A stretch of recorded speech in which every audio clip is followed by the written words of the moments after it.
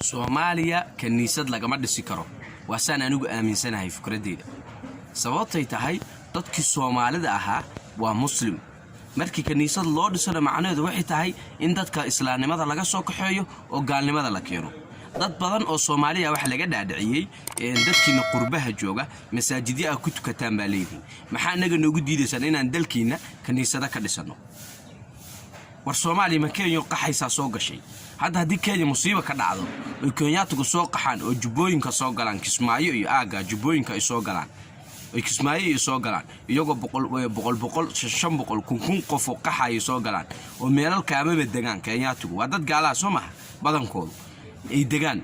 way samaysan karaan kaniisado ay soo qaxaan way samaysan karaan kaniisado sababtoo tahay gaalnimadooda wadanka waa la soo galeen dadka islaamka oo Soomaalida aan rabaa inay dadkaana gaalnimada ka kaxayaan oo islaamka galiyaan laakiin dadkaasi gaalnimadooda wadanka waa la soo galeen waa samaysan karaan kaniisado san anigu aaminsanahay laakiin dadkii islaamka ahaa ee magaalada deganaa tusaalahan qardhan aanu ka imi hadii hada qardho kaniisad laga dhiso macnaheedu maxay tahay dadka reer qardho in la gaalaysiiyo oo loo islaamnimada laga soo kaxeeyo si kaniisada u yimaadaan oo loo gaalaysiiyo gaaladu yeesan ka dhaadhicin wadankayga masaajid baad ku leedahay wadankaagana ma rabo inaan kaniisad ku samaysto adeero anu wadankaaga islaamnimadayda waa la soo galay maada islaamka igu yeeray oo yirkaale islaamka soo galay iguma aadan yeerin ana islaamnimadayda la imi anaana ku talagalay inaan meel ku cibaadaysto samaysto laakiin adigoon wax rabtaa walaalkay iyo walaashay inaad gaalaysiiso oo diintaada iyo afkaartaada ka dhaadhicsid ma suuroobayso dad badan oo Soomaaliya fikir qaldan baa laga dhaadhiciyay fikirkaas oo ah wadankayga masaajid baa ku leedahay wadankayga kaniisad ku leeyahay dad badan baa aaminsan in loo dhaafo wadanka ay gaaladu kaniisada ka sameystaan wardada kan waa dad islaamnimadooda ay haystaan maxaa looga kaxaynayaa islaamnimadooda gaalnimada loo keenay waa fikir aad u qaldan anigu islaamnimada waa la soo galay anaana sameystay meelan ku tukaday oo ku cibaadaysto adiga markaad soo qaxdo Itoobiya kala haday soo qaxdo ama Kenya kala soo qaxdo oo Soomaaliya soo gasho oo Soomaaliya nabadgeliyo siiso oo kaamam ka sameystaan Soomaaliya iyo meel ay degaan way ku samaysan karaan meel ay ku cibaadaystaan iyaga gaalnimadooda la soo galay markaas dadka Soomaalida xil ka saaran yahay inay dadka u tagaan oo diinta gaarsiiyaan laakiin ma adiga iyo muslim oo abka Abdul Khaliq Maxamed Samatar Maxamed Samakaab meel la gaalnimo igama soo gasho ilaahay baan ka magan galay Soomaali kastana waa ila mid abka intu ka abtirsanayo meel la magac gaal ama bahalkiyo kama soo galo qof dibadaha ku xumaada anu ma sheegi laakiin dadka Soomaalida dadka in meel la gaalnimo nagama soo gasho dadka sidaas marka kaniisad wadanka looga dhiso awlaadaadi baa loo danleeyahay walaalka baa loo danleeyahay walaasha baa loo danleeyahay ilmahaga loo danleeyahay anu ma aaminsani in wadanka kaniisad laga dhiso looban maalintii ay gaalo badan wadanka soo gasho xoog leh ay u baahdaan meel ay ku cibaadaystaan way samaysan karaan dadkaasina waa in dadka islaamka marka la degan ay diinta gaarsiiyaan adu fikirkayga ku aadan arintaas waa sidaas dad badan baa afkaar badan kala qaba waxaan idin ku codsanayaa channelka inaad subscribe saadaan videogana aad like saadaan siina share gareysaan arrimahaas gaaladu sideedaba waxay isticmaalaan tactiga ugu sareeya ama fikradda ugu sareeya ay qof ku qaldi karaan hadda waxa jira maxkamadda caalamiga maalin hore dhaxdaasna waa ka hadlay Soomaaliya badeedii waa la gatay hanti qaran bay ahayd wax gadatay Kenya badeedii Kenya gadatay sax maxkamadda caalamiga la sameeyay oo dawladaha si caalamiga u kala saarta maxkamadda cadaaladda caalamiga sida cadaalad u kala saarta Soomaaliya markay soo bandhigtay madaxweynaha hore Soomaaliya Xasan Sheekh Maxamuud markuu ka codsaday maxkamadda in codka Soomaaliya la dhageysto oo kiiskii uu geeyay in badii Soomaaliya lacagtii Soomaaliya dib u bixiso oo dhulkeedii la soo wareegto ama dhulkeedii la siiyo maadaama ay samaysay Kenya dad wadankooda ay la wareegtay laakiin maxkamadda caalamiga ma aysan dhageysan arinta dhag jalaq uma aysan siin wax dhag ah jalaq uma aysan siin maxaa yeelay isan dhag jalaq ugu siin gaaladu nabiga hadalkiisa baa sax ah kaleey salaatu wasalaam rasuulku wuxuu yiri al-kufru milla waahida gaaladu waa hal mid gaal oo dhan waa hal mid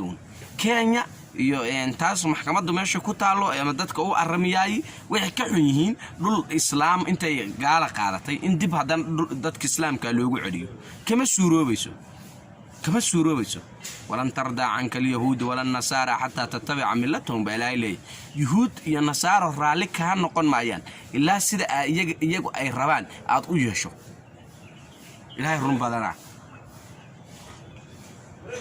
ilaahay run badana axaadiistu run badana illa gaaladu sida iyaga rabaan aad u yeesho yahuud iyo nasaaro ha ka sugin inay yani heshiis noqotaan inay raali ka noqdaan ha ka yaabin ilaahay de been sheeg maayo quraanku waa run ma garan boqol waa run maalin dhaweyd wax soo baxday waa ogtiin nadariyad ama fikrad soo baxday ay leeyihiin maxkamadan ku taandahe jaamacadda Mareykanka ku taale Harvard la dhaho Harvard waxay aqbashay quraanku inuu yahay waxa ugu fiican dad lagu kala saari karo yani waxa ugu fiican ummad lagu xukumi karaay inuu quraanka kariimka yahay Harvard baa sheegtay waa jaamacad gaar ah because waxay xaqiiqsadeen quraanku inuu yahayba waxa saxda ee basharka kala saari kara tusaale ahaan dhaxalka uu imo waxa la yiraahdo oday haduu dhinto uu laba guri ka dhinto iyo laba gabdhood iyo wiil si fudud hadaan idinku sheego wiilku wuxuu qaadanayaa guri labadii gabdhoodna gurigii kale qaybsanayaan oo 25 bay u kala qaybsanayaan wiilkuna keligii baa guri qaadanaya sababta sidaas loo yiri ma taqaana ninkii naag buu guursanaya wax ka dambaysa awlaad buu dhalaya naag baa ka dambaysa wuxuu noqonayaa nin yani oday buu noqonayaa oo nin marti soori ka qoys buu noqonayaa qoys marka sidaas daraadeed isaga waxa la siiyay bar xaaskiisa caruurtiisa ugu maarayo gabdhaha la guursan gabdhahan la yira guriga wadaaga labadiinuna niman baa guursan doona iyaga laftirkooda wax u raadinaya oo nin intuu naag iska guursaday mid doqona mooyee iska seexdaa ma jiro nin walba doqona markuu guursado shaqo bilaaba wax uu raadiya ma garatay naagtii caruurtu ka fakaraya nina kan marka wax loo yiri guriga keligii baraha qaato waa nin naag iyo caruur ay ka dambayso oo hadhow arintu ku adkaanayso gabdhaha kan waa bala guursanay nin guursaday dhaado war guri way baanu leenahay laba gabdhood walaalaan ku wadaagnay ama niibsano lacagta kala barano ama gabariba dhinaca ka degto iyana qaybta degto ana qaybtan andagu waa maslaxad kii kalena maadaama wuxuu noqon karaa oday dhaqameed wuxuu noqon karaa doctor wuxuu noqon karaa engineer wuxuu noqon karaa nin lagu soo hirto marka keligii guri waa u baahan yahay maadaama isagu nin yahay oo looga baahan yahay gabaratan kala barka la siiyay la yiri qaado 125 inta gado bay lacagteeda ninka ay guursanayso inta isku darsato guri waasac dhisan kartaa ma fahamtay macna diinta islaamku waa meesha ugu saxsan ee ugu cadaalada dhowey cadaalada diinta islaamku wuxuu ku qeexdaa dadka in wax loo kala baramaha oo qof walba barbar la siiyo ma cadaalada islaamku wuxuu ku qeexaa equity waxna equity dhaan yani qof walba wuxuu u baahan yahay in la siiyo qof walba wuxuu u baahan yahay in la siiyo ama wuxuu xaq andahay qof walba wuxuu xaq u leeyahay in la siiyo taas kaga haboon marka sidaan anigu aaminsanahay arintaas sawiraan rabay inaan waxyaalo badan ka raadiyo badana anigu waqtigaygu iska yar yahay aad baan u jeclaa inaan waxyaalo badan idin la wadaago laakiin waqtigayga iska yar inaan wax badan aan baaro aan idin la soo wadaago oo arrimaha ku aadan qofku inuu wax la rabo waxyaalo badan wax ku baaro waxay iyagu ka qabaan reer kalbeedku fikradaha ay ka qabaan culimadii hore islaamku waxay ka tagtay oo kitaabada waaweyn ku qoran madaahibta saxaabadii taabiciintii ma garatay salaf saalixi kulli waxay ka qabaan afkaartooda in la isku raadiyo wixii la isku barbar dhigo kadibna marka wax macluumaad fiican la soo bandhigo laakiin arrimo xamaasad badan weey anigu aad baan uga xumahay taas kiliyana ma ahan waxaan arkay fikrado badan oo laga dhaadhiciyay dadka laga dhaadhiciyay waan arkay Soomaaliya waanu ku doodnay laga dhaadhiciyay waana kaga guuleystay dooda dad badan aan wada doodnay laga dhaadhiciyay sida fikrada ah in kaniisad wadanka laga dhisi karayo maxaa yeelay anaga xagga masaajid baan ku leenahay iyo fikrado kale oo kala duwan